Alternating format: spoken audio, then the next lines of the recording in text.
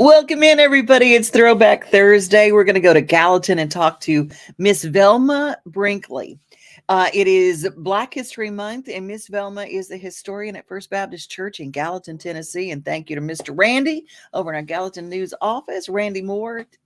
He connected me with Miss Velma, and we have got like a several-part series of some of the history, Black History Month in Gallatin, and how there are things that are still in business today that are original buildings back even from the Civil War. So we're going to talk about some of those things going on in Gallatin, Tennessee today. We're going to have Healthy Money, a brand new feature for Thursdays with my friend Chris Miller. And first, I want to start with we're going to start out with some bad news. A dear person in a lot of our lives, but mainly in the life of John Schneider, his wife, Alicia Elaine. She was a force. That's how she has been described. And she lost her battle with cancer this week. And she fought the good fight. And I thought, I don't know. He called her, and it was so sweet. He referred to her as his smile, and hello, everybody.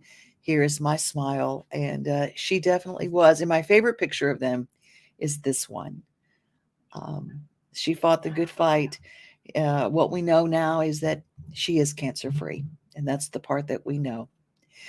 Well, it's also a birthday today for a very, very special little boy named Cannon. Our Shelley here in our office has a grandbaby, and Cannon is having a birthday. So happy birthday. Speaking of birthdays and things for kids to do, what's new at the zoo? Well, Dino Trek.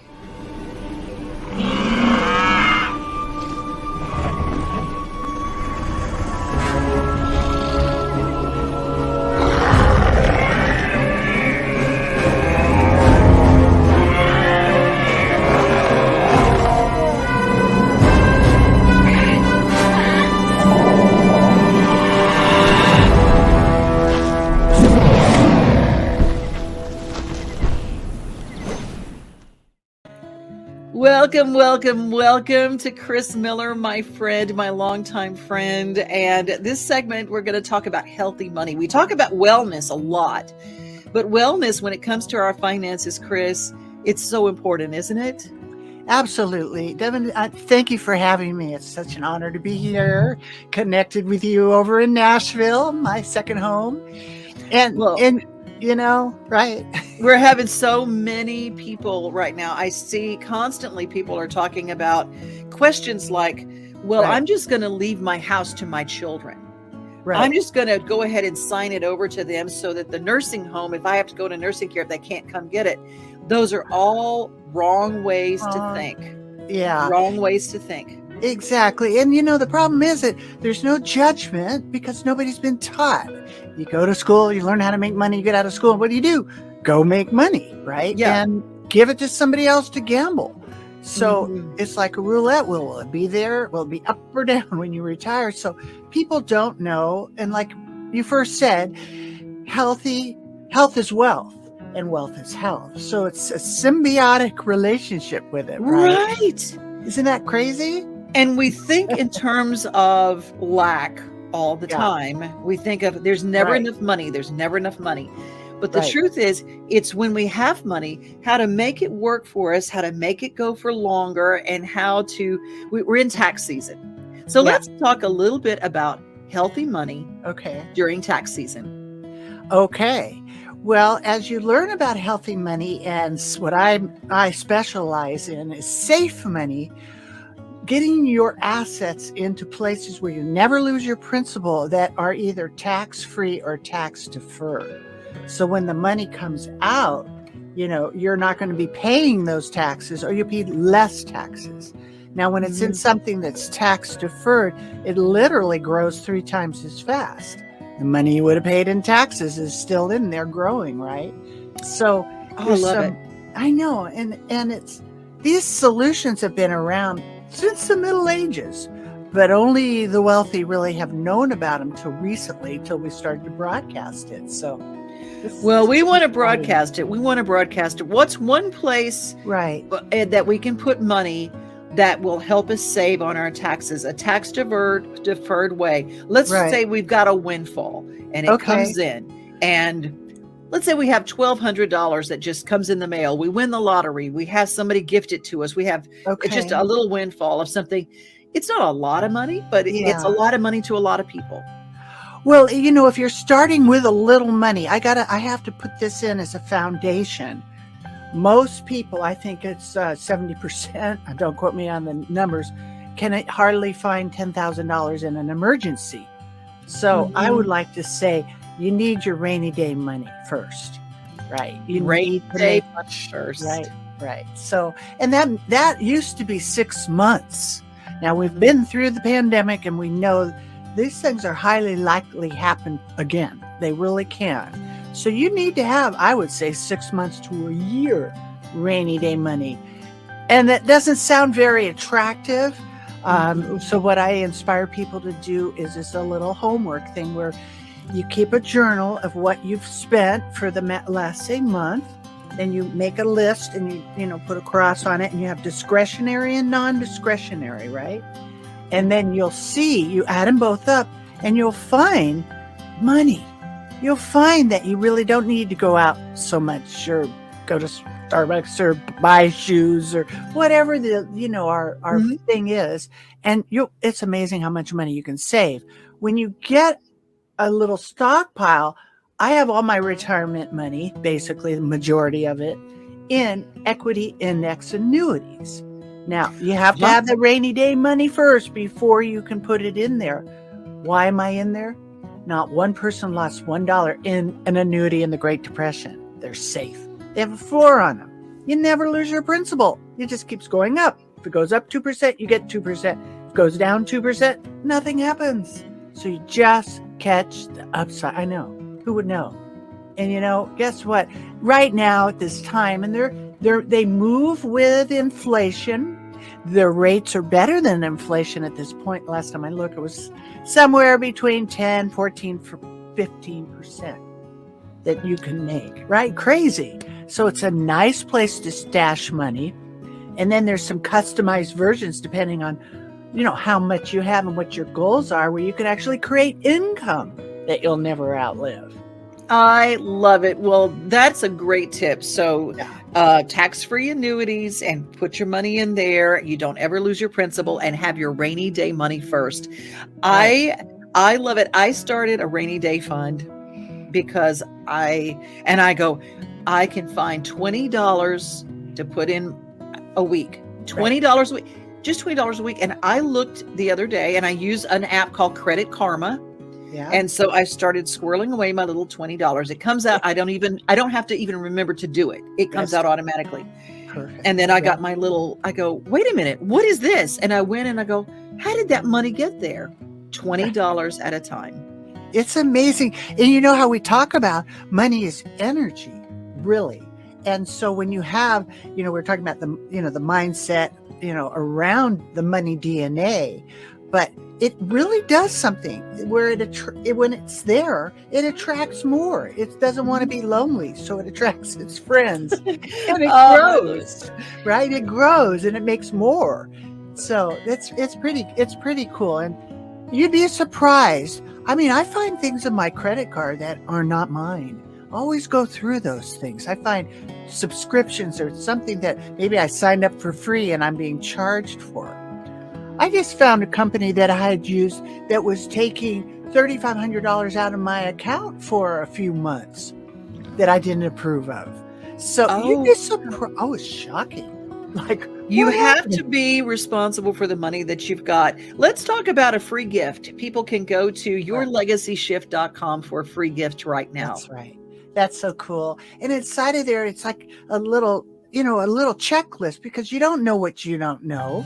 And this allows you to decide, okay, these are things that I need to learn about. Mm-hmm. Take time out of your life and learn about safe money and learn about protection of assets. So that'll help you along the way. that free gift. And if you'd like to meet with Chris to find out how to plan and talk about some of these tax deferred ways to save and how to protect your money and to protect your legacy, the legacy shift, right? That's the ticker it. has meetwithchrismiller.com, and you can get in touch with Chris and get your money healthy, right? Healthy money, happy life. I love it. Thank you so much for your time today, Chris. Thank you.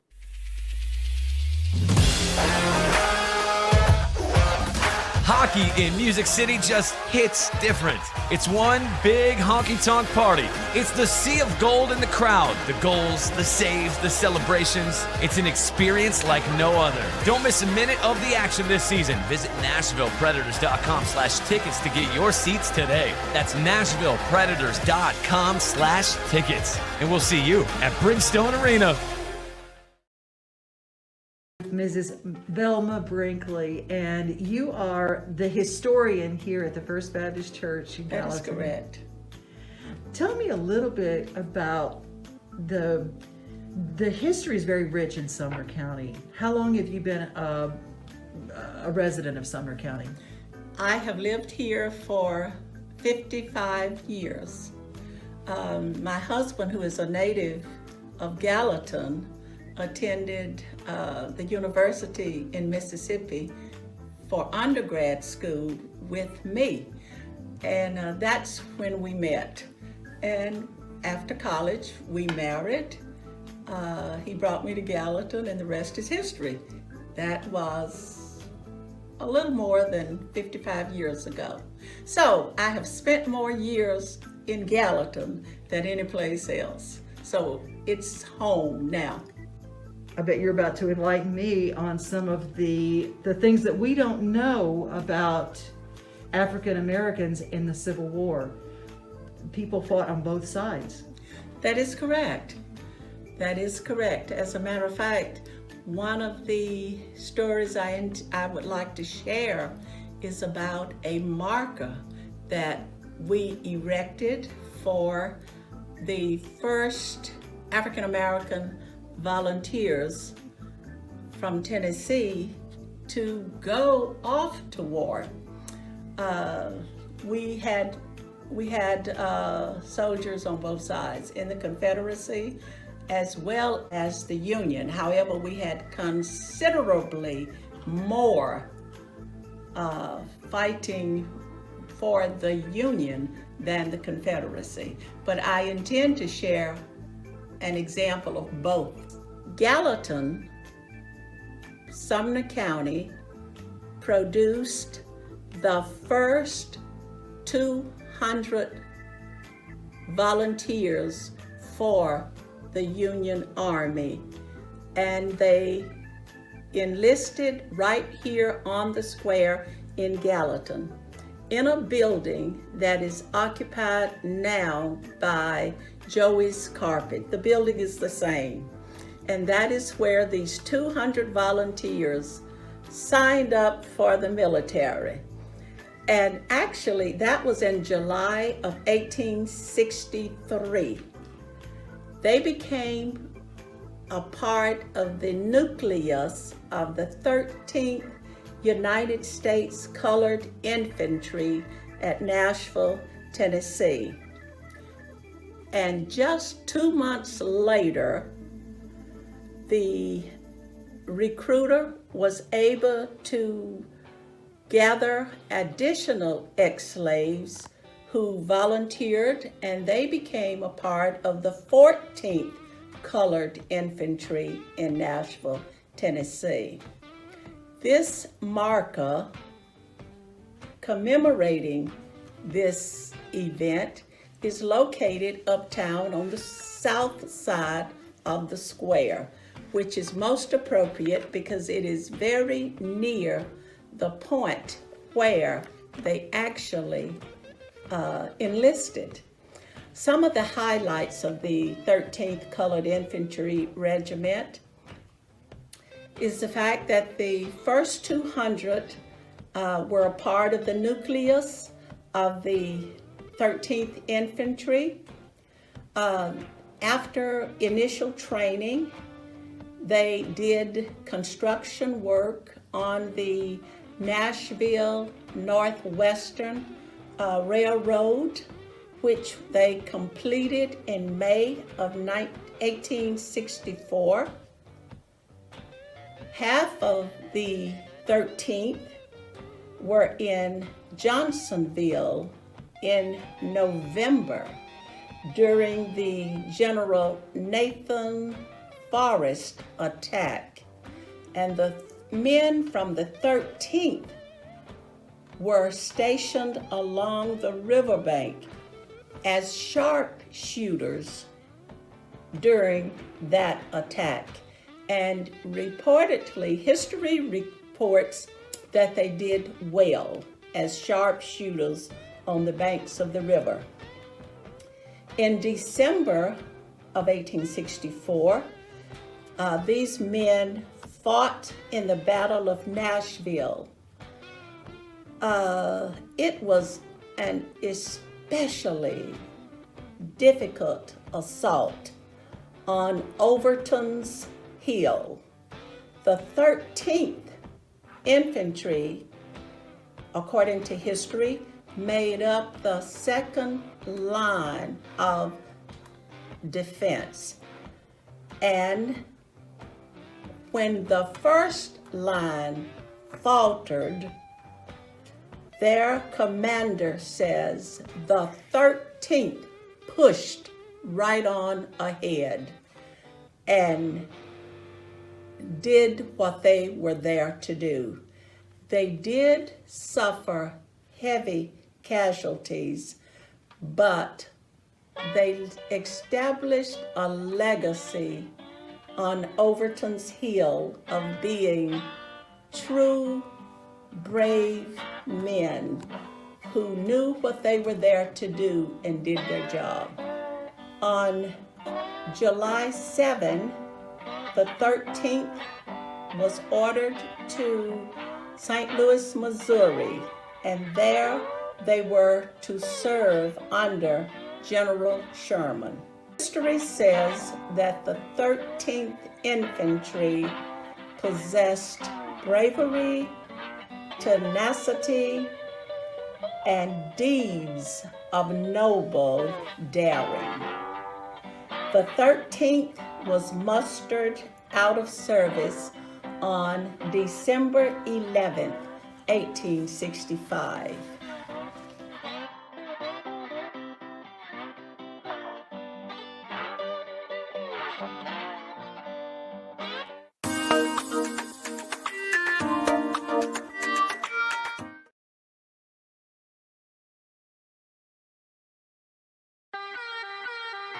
Open up your refrigerator door. You wake up in the morning looking at beautiful herbs right inside your refrigerator. Make your day. So this is how you store them in the refrigerator and keep them nice and fresh. Instead of keep them in the plastic bag that you might get at the grocery store or something like that, just put them in a container. I tell you what else likes this. Asparagus likes to be kept that way too. Asparagus loves water and coolness.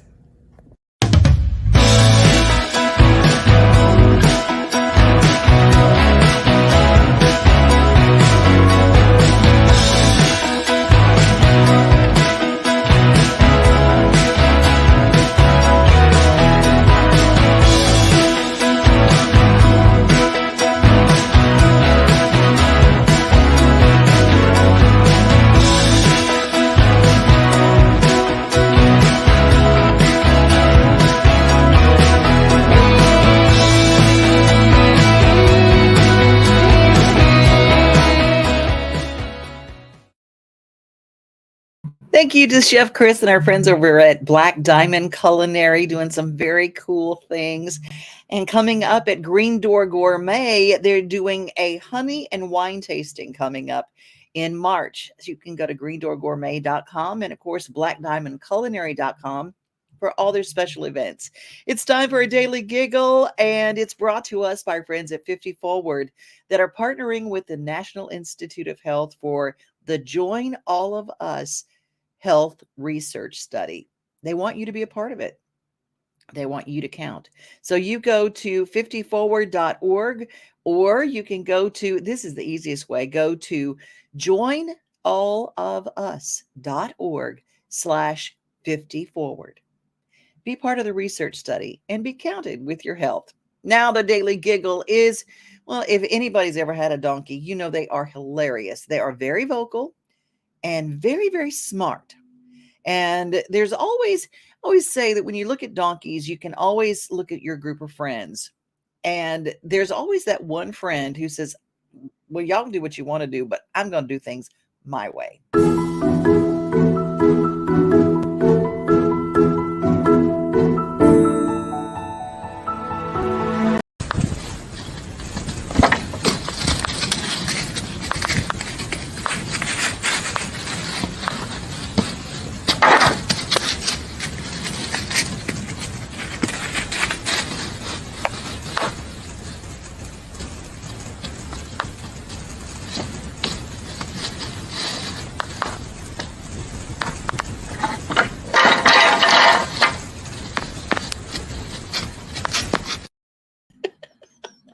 There's always that one friend, and you kind of go, well, I could have did that.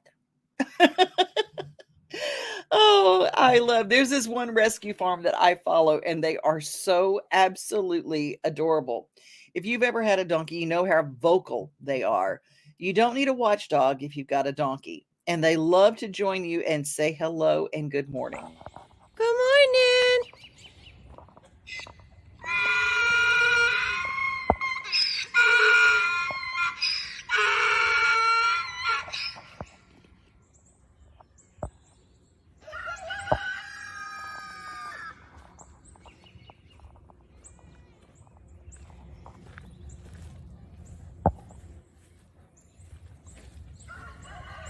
Come on, sweet boy.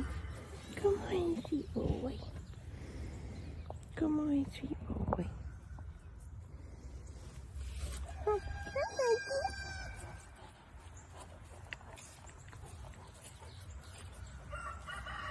hey,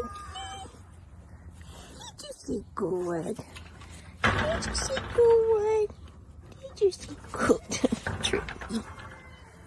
Right, you both get nothing. You both get nothing. Come on.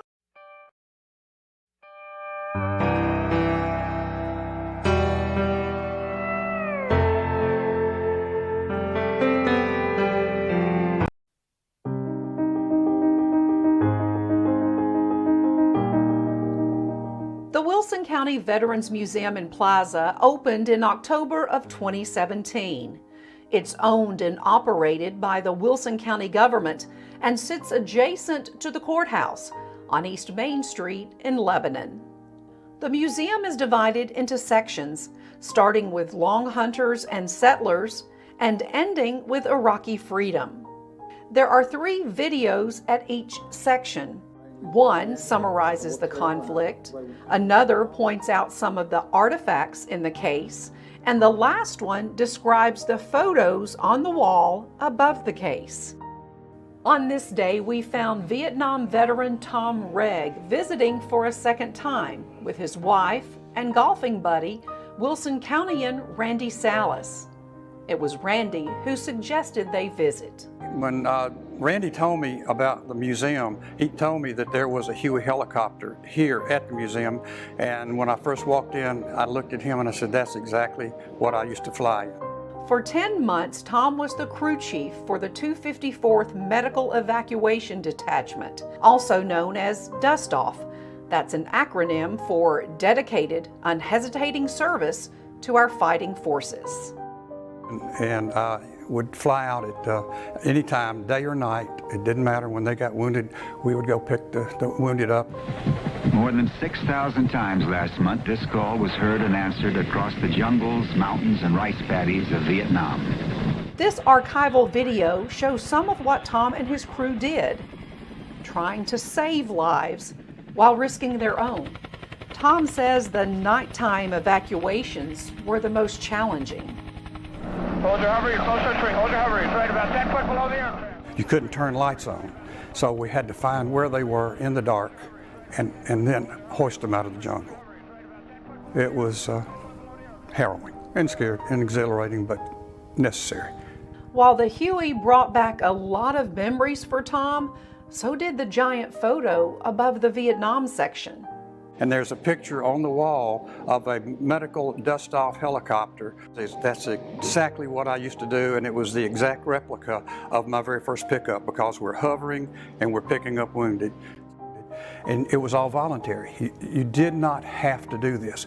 So after I had about 10 months in country, we call it, I had gone to them and requested no more flight. I said, I'm done, I've done my duty. And for the last 2 months, I went on radio watch, and I knew that that was the end of my flying days. And in August of 1968, I came home. Tom isn't from Wilson County. He's from neighboring Davidson County. Still, he's proof positive. It doesn't matter where you grew up or where you live today, there is something for all veterans, their families, and museum enthusiasts to enjoy at the Wilson County Veterans Museum and Plaza in Lebanon.